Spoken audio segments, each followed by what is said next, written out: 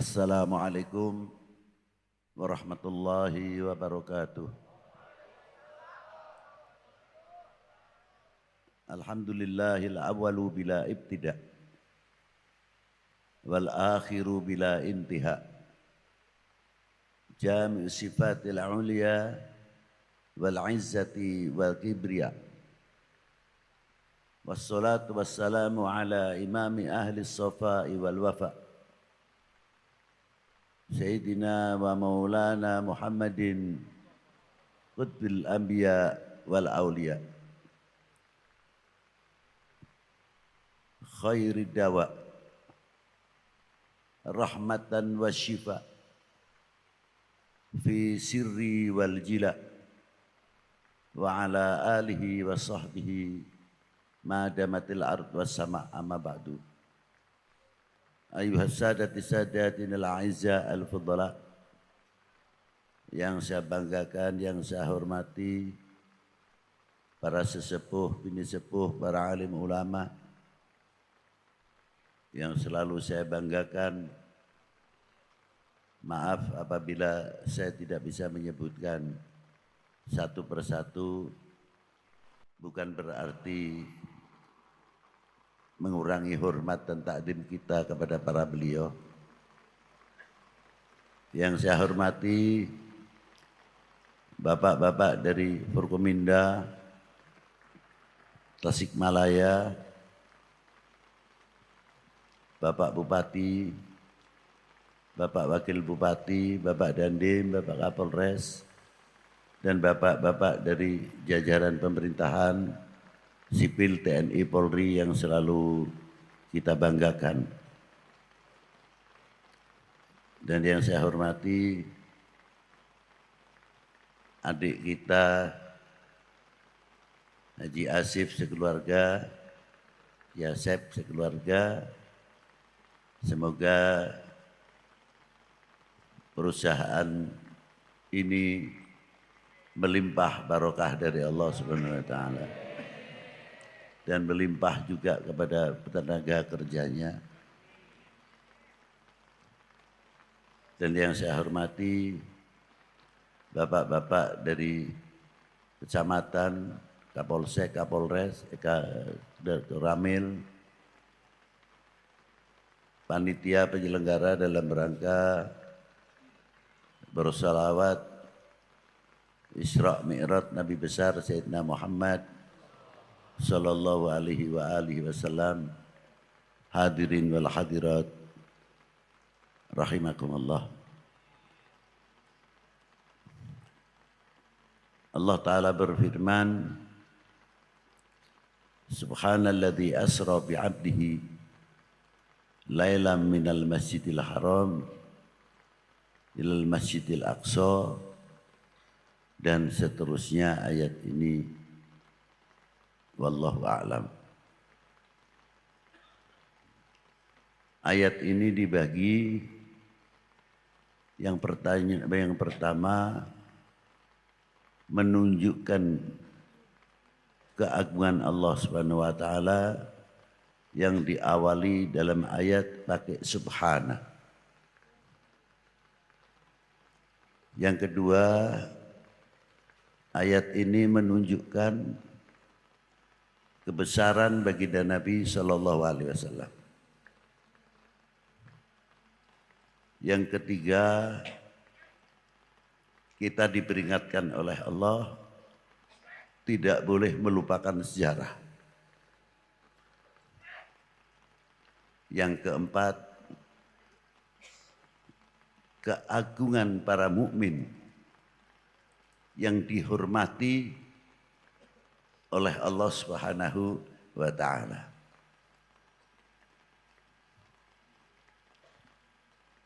Kalimat subhana ini memang memerlukan cara pengupasan, jelas terlibatnya ilmu pengetahuan umum. Karena di sini awalnya subhana, maha suci Allah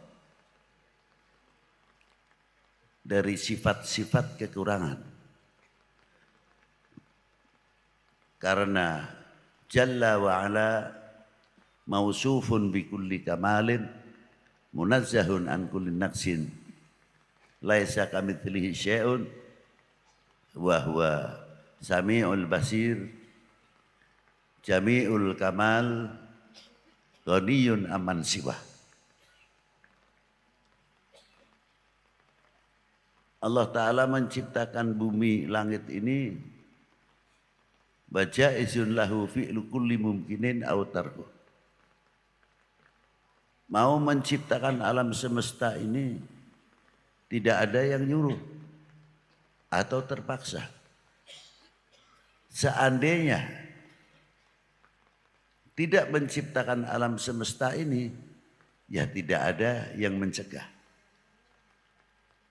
Karena maha di dalam segala sifatnya. Dari itu Allah Ta'ala menciptakan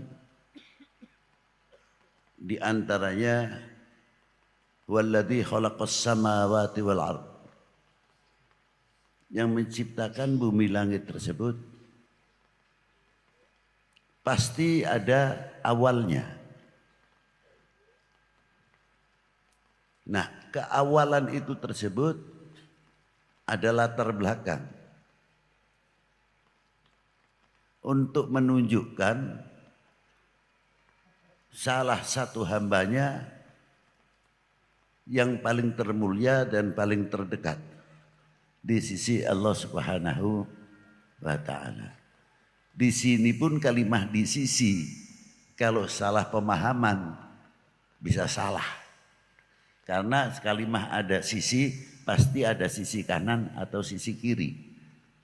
Mustahil bagi Allah Subhanahu wa Ta'ala. Kayak orang menyambut kematian seseorang, semoga si A amalnya diterima, ditempatkan di sisi Allah. Sisi mana, belakang atau depan?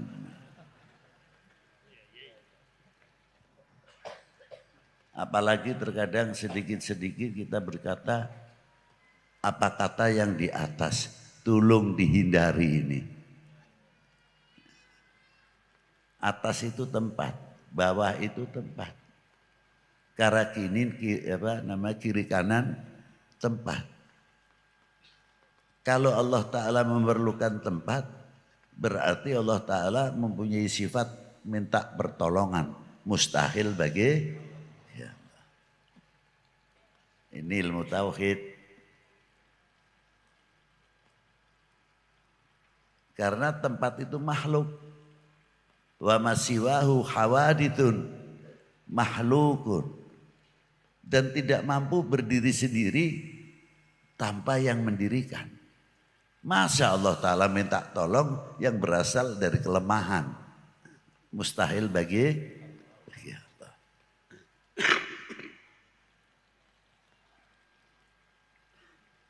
Siapakah yang pertama kali yang diciptakan oleh Allah? Karena Allah Ta'ala menciptakan baginda Nabi besar Sayyidina Maulana Muhammadin li'u'arrifahum, untuk memberitahu satu hadis oleh malaikat Jibril datang kepada Rasulullah. Beliau bersabda untuk menyampaikan salamnya Allah Ta'ala kepada Rasulullah dan firmannya Allah Ta'ala dalam hadits qudsi, in akhadtu Ibrahima khalilah faqad akhadtuka habibah. Allah Ta'ala telah menciptakan Nabi Allah Ibrahim dan diberi pangkat khalil, maknanya kekasih. Tapi ketika kepada Rasulullah, wa in akhadtuka habiban, tapi aku menciptakan kamu ya habibi, artinya ya Muhammad. Habibah, makna habib dengan makna khalil tidak jauh. Yang tinggi yang mana? Habib. Kalimatul Habib lebih tinggi daripada kalimatul Khalil. Wa khalaqtud dunya wa ahlaha, dan aku menciptakan dunia atau alam semesta ini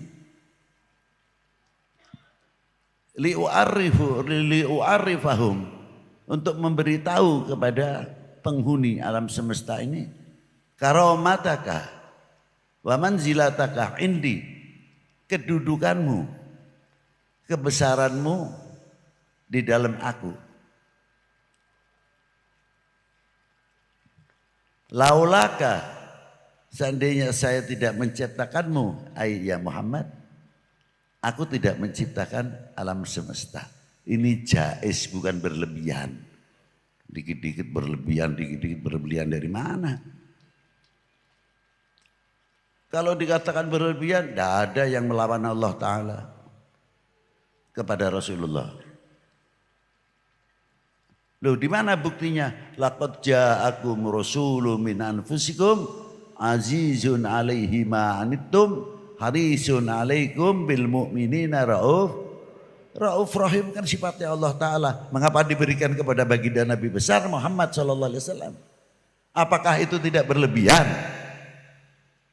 Apa dikira kalau Allah Ta'ala memberikan sifat rauf rahim kepada Rasulullah mengurangi sifat kamaliyahnya? La, abadan, tidak. Malah yang untung yang diberi. Ini untuk menunjukkan kebesaran baginda Nabi sallallahu alaihi wasallam. Nah, kembali dalam kalimat subhana. Ditanya sahabat Umar oleh Rasulullah, atadri man ana, tahukah wahai Umar sebenarnya siapa aku ini? Dijawab oleh sahabat Umar radhiyallahu ta'ala, Allah wa rasulihi a'lam. Lanjutnya Rasulullah meneruskan,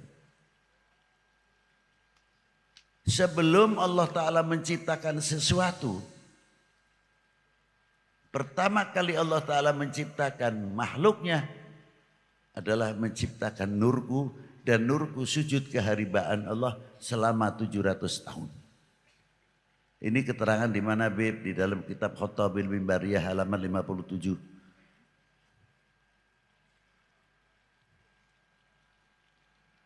Diteruskan hadis ini. Wala fakhor. Saya tidak sombong, tidak bangga.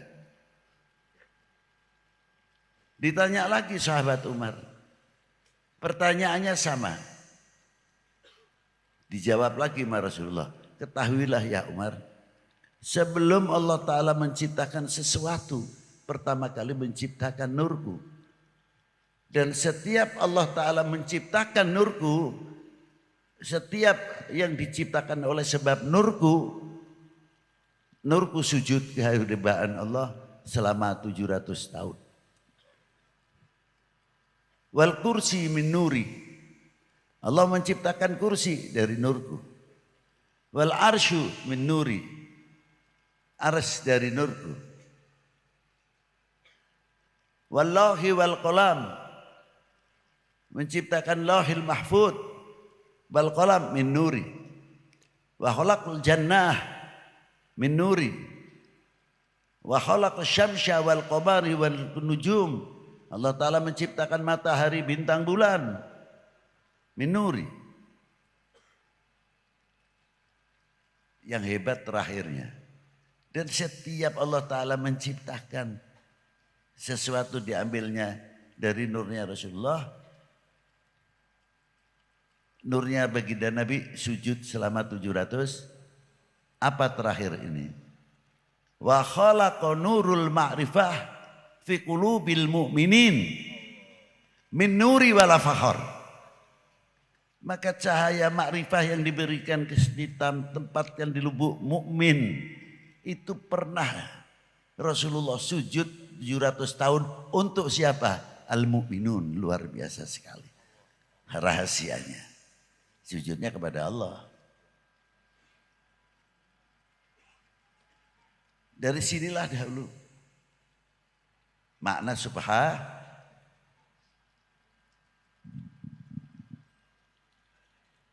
Dan kalau kita melihat mengapa di sini terlibat pengetahuan umum, memang Quran selalu isinya sangat universal, bukan dogma belaka. Tapi dogma yang universal, yang sangat university. Maka untuk mengetahui pelajaran Al-Quran, menafsirkan Quran tidak semudah. Syarat-syaratnya cukup. Di antaranya apa? Nahwunya, sorofnya, mantiknya, bayan, ma'ani, ilmu sejarahnya, mu'arikhin. Harus menguasai. Untuk asbabun nuzulnya dalam haditsnya, wurudul hadits, harus tahu persis.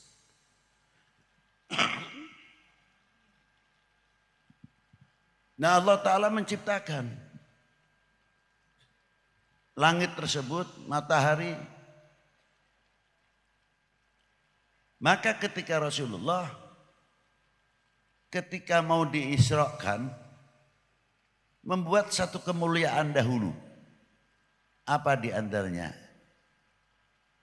Dibedah dahulu. Aneh kan? Rasulullah saja dibedah untuk menghilangkan sifat-sifat. Walaupun toh tidak ada. Bukan itu makna yang harusnya kita. Masa Rasulullah yang atharun nas, orang yang paling suci kok masih dibedah. Ini suatu takbir. Ibrah untuk umat, tapi yang sebenarnya memberikan kemuliaan kepada Zam-Zam. Seperti ketika kita haji, umroh, atau haji berebut mencium hajar. Karena hajar aswad pernah dicium oleh Rasulullah SAW. Yang menjadi pertanyaan, hajar aswad mulia sebab Rasulullah, apa Rasulullah mulia sebab pencium Ka'bah? Ayo. Yang mulia siapa? Rasulullah. Hajar aswad mulia karena dicium oleh Rasulullah. Nah, Zam-Zam juga sama. Zam-Zam kita minum, mulia Zam-Zam karena sebab baginda Nabi, bukan baginda Nabi mulia karena dicuci oleh Zam-Zam. Loh. Aja salah nafsir ke. Maka diangkatlah Rasulullah, ringkas saja. Ketika berangkat, itu yang namanya langit sab 1, tidak usah sab 2. Perubahan alam, perubahan cuaca, lain sebagainya.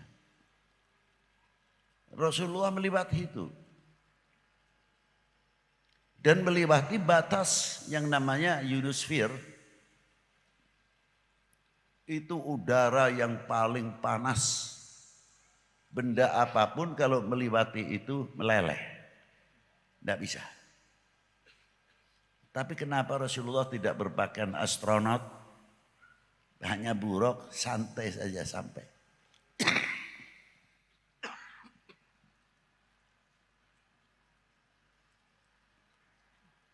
Dan tidak silau karena cahaya matahari. Tidak.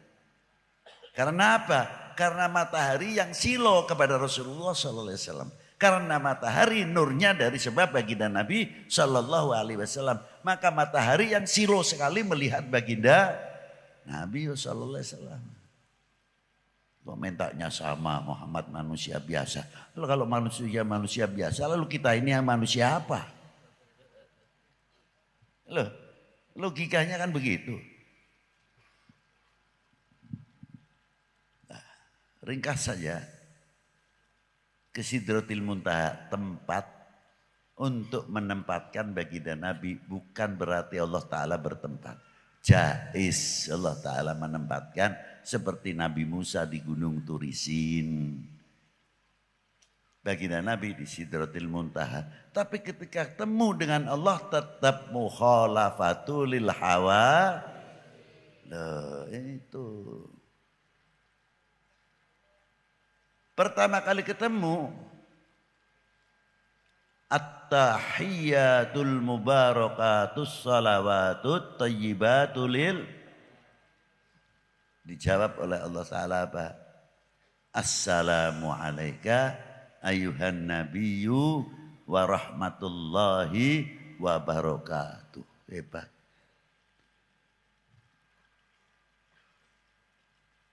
Begitu mendengar salam dari Allah Ta'ala, muncul sifat kepedulian baginda Nabi.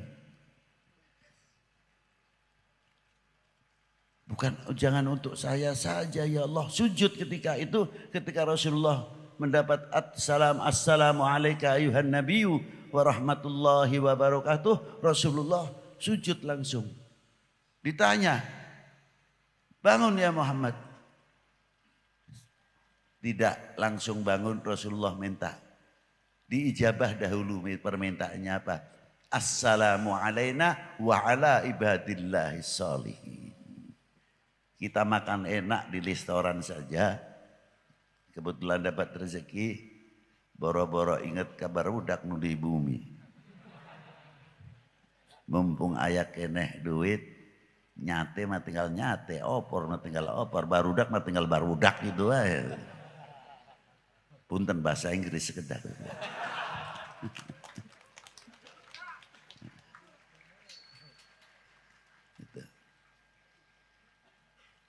Itulah hebatnya.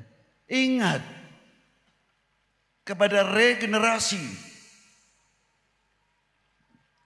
Assalamu alayna, semoga engkau memberikan rahmat salam kepada kami, bukan kepada saya. Kepada saya siapa? Sahabat juga masuk. Umat dari mulai semenjak baginda Nabi SAW sampai akhir zaman terus sinambung kepedulian ini. Umatnya selalu mengumandangkan assalamu alayna wa ala ibadillah sholihin. Masjid yang satu, sholat tahiyat berjamaah, assalamu alayna wa ala ibadillah sholihin. Dimanapun mengumandangkan assalamu alayna wa ala ibadillah. Itulah uhuwatil ummah, uhuwatil muslim, ahul muslim, sinambung terus. Bagaimana kepedulian kita kepada dunia. Bukan untuk individu. Dan bagaimana menurut assalamu alayna wa ala ibadillah sholihin, Rasulullah takdimnya.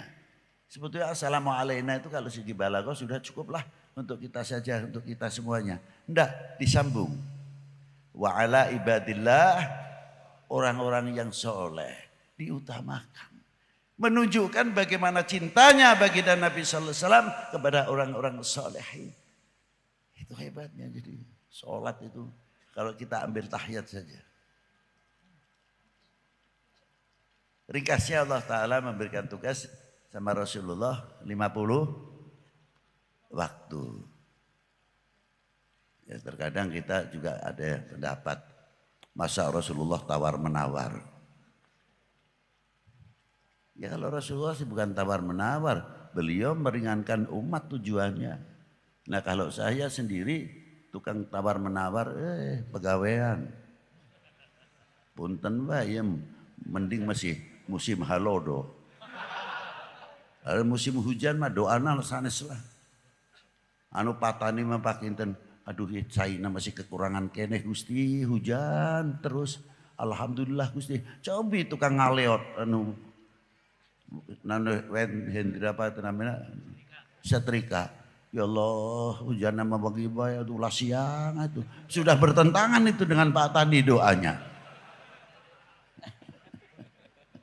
Yang satu minta siang hujannya terus, yang satu minta malam saja. Karena apa? Acuk anu di seseh can kering. Dinamika, Pak. Itulah hebatnya. Ma'asyiral muslimin rahimakumullah. Mendapat tugas 50 waktu. Apa rahasianya? Kembali kepada hadis yang pertama saya ucapkan tadi. Aku tidak menciptakan engkau ya Muhammad terkecuali untuk menunjukkan kebesaranmu, keagunganmu Itulah. Nah, maka diberi 50 waktu. Rasulullah dengan akhlaknya yang luar biasa tidak terus menawar. Wah, umat saya tidak kuat ya Allah. Tidak. Di sina maqamatil mahmud. Rasulullah SAW mundur dulu. Baru ketemu sama Nabi Musa. Karena apa ketemunya dengan Nabi Musa? Karena Nabi Musa pernah bertemu dengan Allah di Gunung Turisin. Munasabah. Di pasian seberah di Gusti 50 waktu sudah tekiat umat sampean teh. Tekiat nuhunkeun nyapukuh atuh. Dan setiap ketemu dengan Allah Ta'ala lagi, Assalamu alayka ayyuhan nabiyyu wa rahmatullahi wa barakatuh. Kurangi 5.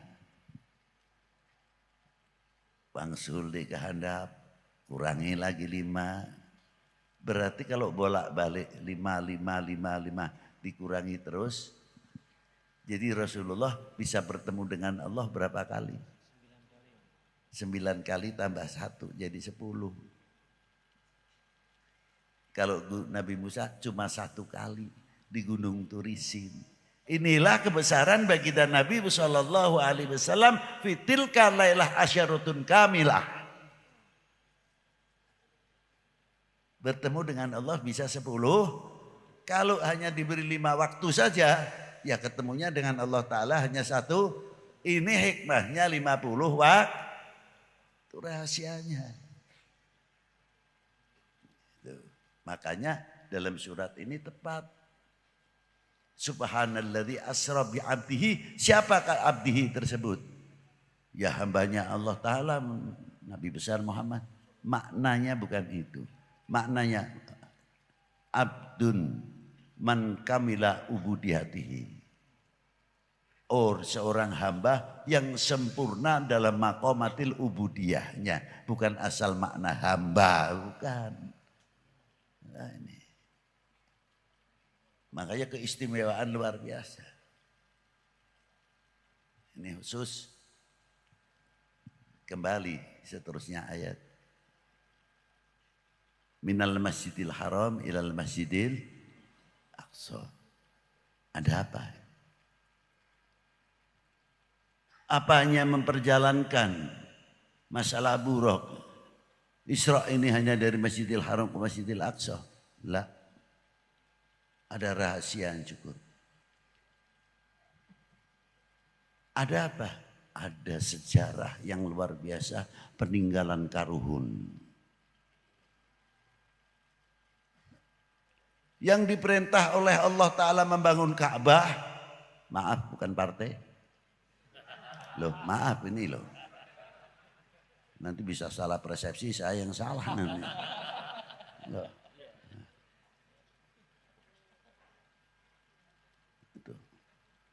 Khidir Ismail dan lainnya. Siapa? Nabi Allah Ibrahim. Nenek moyang baginda Nabi SAW. Untuk apa? Jangan sekali-kali melupakan sejarah. Minal masjidil haram ilal masjidil aqsa. Masjidil Aqsa pun sumber sejarah. Bagaimana turunan Nabi Allah Ishak yang membangun sampai Masjidil Aqsa. Keturunan Nabi Allah Ibrahim. Satu sisi Makkatul Mukarramah, yang satu Masjidil Aqsa. Dua-duanya mengandung sejarah yang luar biasa. Al-Quran. Bahkan tidak cukup dari itu. Sampai nama pun menjadi catatan supaya kita-kita ini tidak melupakan sejarah. Dari nama para nabi sampai nama wali perempuan dalam Al-Quran. Surat apa? Ibrahim. Surat siapa? Surat Nuh. Surat Yusuf. Yunus. Hud. Ada yang perempuan waliyah. Surat Maryam. Coba. Untuk apa? Supaya kita tidak melupakan sejarah.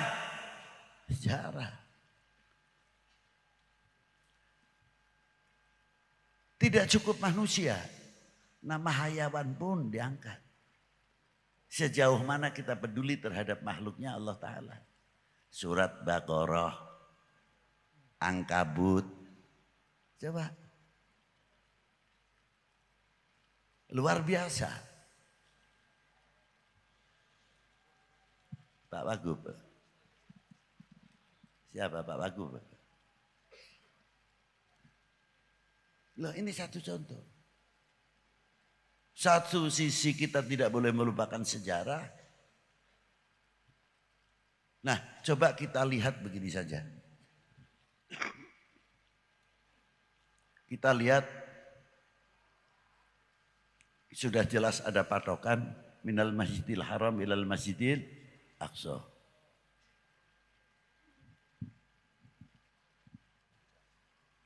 Wali 9 nenek moyangnya bagaimana mengikuti jejak baginda Nabi SAW. Pertanyaannya, mengapa Rasulullah dihijrahkan ke Madinah? Mungkin di sini hanya banyak yang menerangkan tekanan-tekanan dari kafir Quraisy pada waktu itu. Lah, seandainya tidak ada tekanan, apalagi tidak ada hijrah. Hijrah tetap mauqut. Sudah tertulis. Tak ada halangan atau tidak, tetap akan dihijrahkan ke Madinah. Mengapa pilihannya Madinah? Padahal semenanjung Arabia pada waktu itu sudah maju. Kenapa pilihannya Madinah?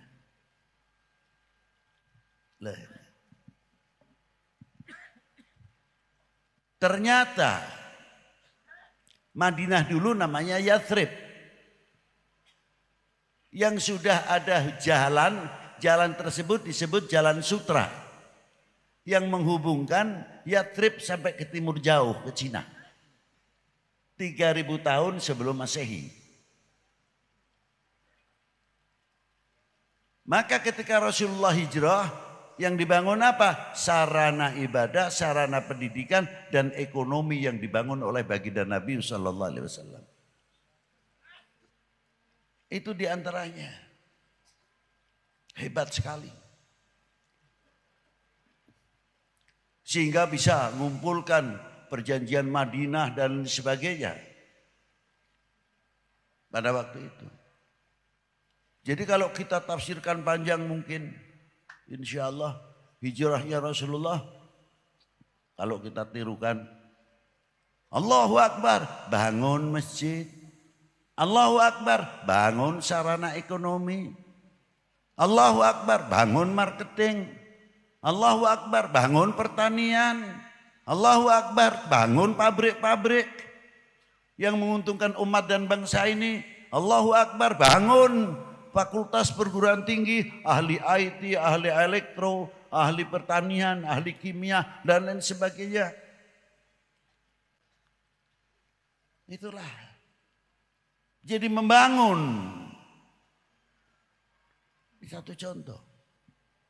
Maka para wali dari dzurriyyatun Nabi SAW khususnya ketika mau masuk ke Indonesia, beliau berjalan dahulu, meniti sejarah Jalan Sutra, masuk ke India dahulu. Siapa yang pertama kali masuk ke India?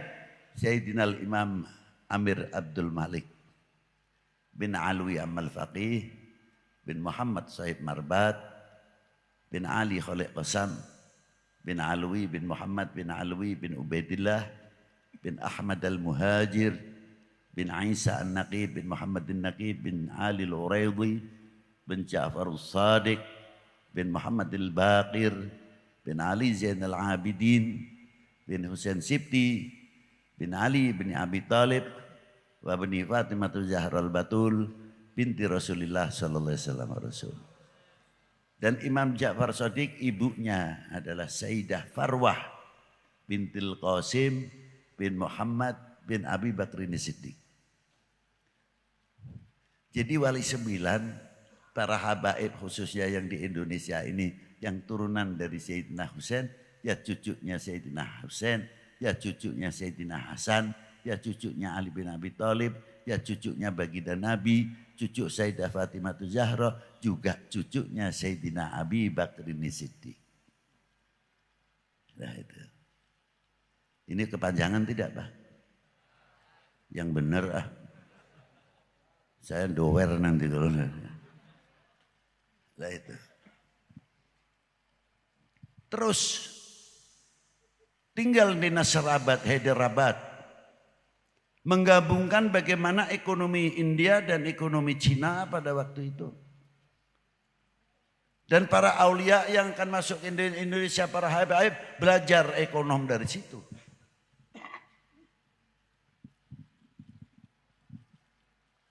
Beliau membawa ekonomi, ahli astronomi, ahli kedokteran, ahli pertanian.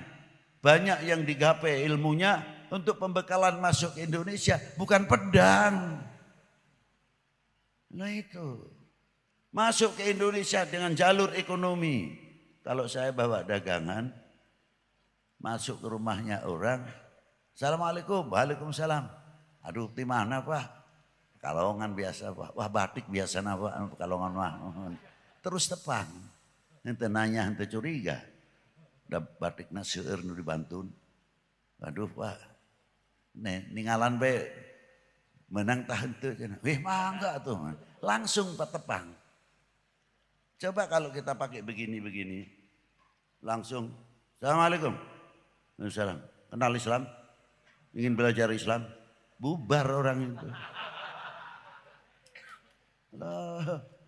Teori yang luar biasa, ulama-ulama kita yang canggih, luar biasa. Yang ahli ekonomi, yang ahli pertanian. Bagaimana lemah lembutnya beliau. Tidak cukup dari itu, seni budaya itu tidak kita tabrak, tapi kita hidupkan, dialihkan yang baik. Seperti siapa? Dunia perwayangan yang dilakukan oleh Kanjeng Sunan Bonang dan muridnya Kanjeng Sunan Kalijogo. Itu luar biasa. Bukan kayak seperti Habib Lutfi. Datang ke dia terus ini.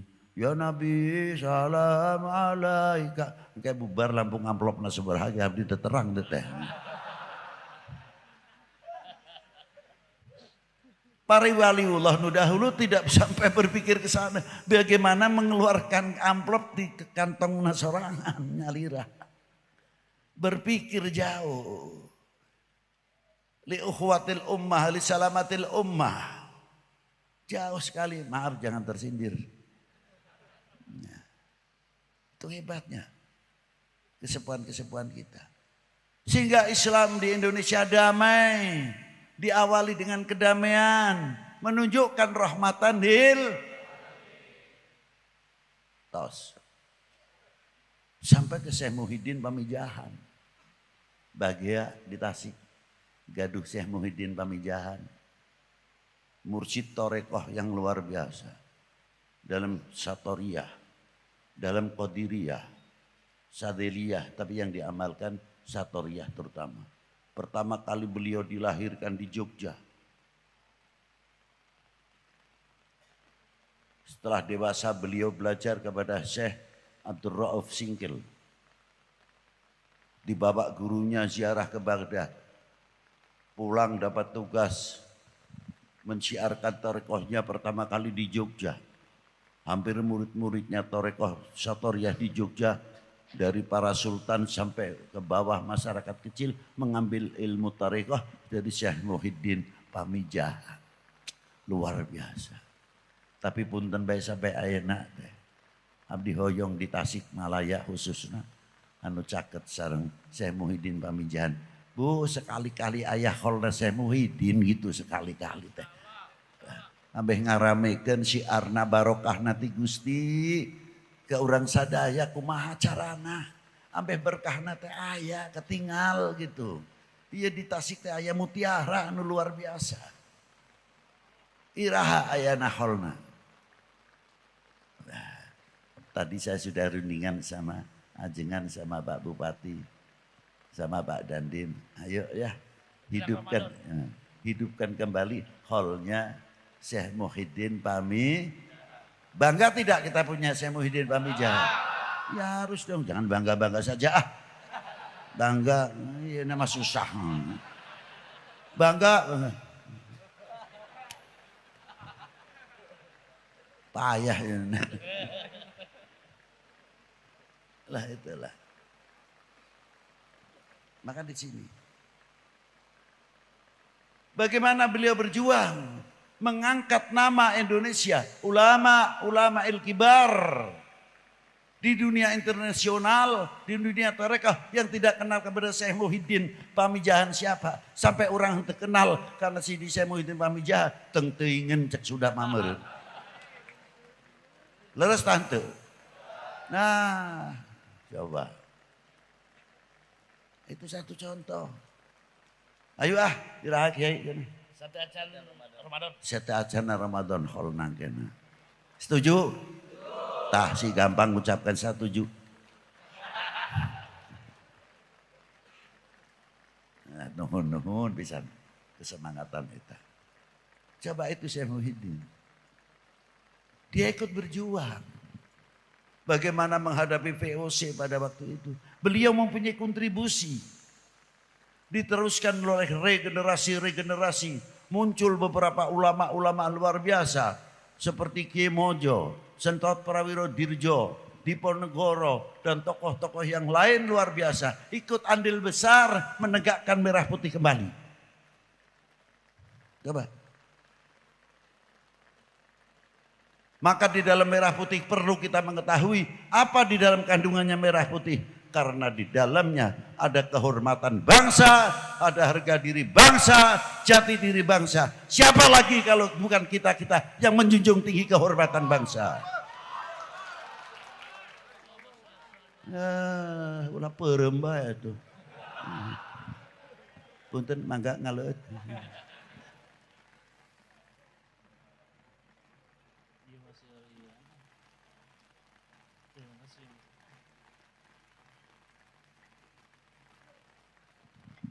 Nah, itulah hebatnya. Sehingga apa yang diperjuangkan oleh para leluhur, pertanyaannya cuma satu.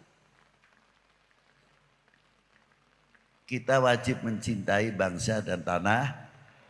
Yang keras, tanah. Itu lempem ah.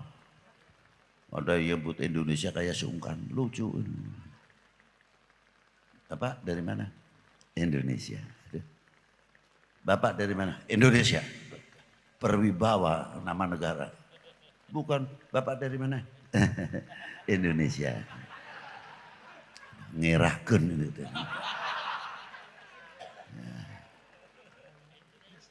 Jawab yang tegas. Sebab ketegasan itu menunjukkan kebanggaan kepada tanah airnya. Kebanggaan kepada bangsanya. Indo! Nah, kan gitu kedahana. Harus. Ini diparahin dulu. Harus diparahin dulu. Marahin dulu. Itu Pak, dapat sehat. Marahin dulu. Kepanggih. Ini satu contoh. Itulah. Ma'asyiral muslimin rahimakumullah. Jadi dalam bendera ini ada rahasia walaupun tidak berhuruf. Satu, kehormatan bangsa, harga diri bangsa, jati diri. Gitu. Kalau tidak kita sendiri yang menghormati, mau menunggu bangsa lain supaya masuk ke Indonesia lagi. Setuju? Nah, buktikan kalau tidak. Tunjukkan jati diri. I am Indonesian, from Indonesian, to Indonesian. Saya love Indonesian. Saya bangga menjadi bangsa Indonesia. Saya bangga menjadi anak Indonesia. Harusnya begitu. Jangan, dari mana? Indonesia. Sudah jawab ya kayak sungkan. Dari mana? Indonesia. La ilaha illallah. Kalau kita berani menunjukkan yang demikian, insya Allah jati diri bangsa, keutuhan negara ini, ketahuan bangsa ini semakin kokoh, semakin kokoh. Sebab apa? Kita betul-betul berani menunjukkan cinta Indonesia, memiliki Indonesia. Itu yang luar biasa. Nah, inilah sejarah pentingnya itu di sini. Supaya kita mengetahui. Terakhir Allah Ta'ala bagaimana hormatnya kepada mukmin. Sampai tanah yang menjadi kiblat untuk para mukmin disucikan, disebut tanah haram. Itu kan penghormatan Allah Ta'ala kepada mukminin. Sampai minumnya pun dijaga kesehatan dan kebersihannya. Apa? Pakai zam-zam. Itu hormatnya Allah Ta'ala kepada kaumul mukminin. Nah mestinya kita malu begitu Allah Ta'ala hormatnya kepada kaulona. Cintanya kepada ibadillahil mu'minin sampai sebegitu jauh. Mestinya kita harus bangkit malu, perasaan. Bisa tidak mensyukuri apa yang diberikan oleh Allah Ta'ala kepada kita-kita ini. Apakah kita ini akan menjadi umat yang mengecewakan para ulama? Apakah kita-kita ini yang menjadi umat dan bangsa mengecewakan